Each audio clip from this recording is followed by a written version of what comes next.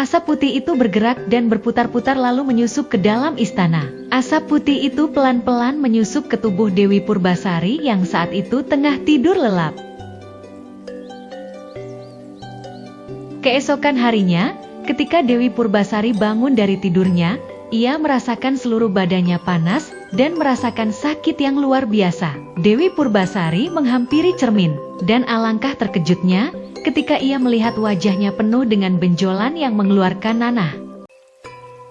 Sihir yang dilakukan oleh Nyi Ronde sangat mengerikan. Dalam semalam, Putri Purbasari terkena teluh berupa penyakit kulit yang menjijikan. Seluruh wajah, tubuh, hingga ujung kakinya melepuh dan bernanah. Penyakit itu menimbulkan aroma busuk. Tidak ada tabib yang sanggup mengobati penyakitnya itu. Semua menyerah.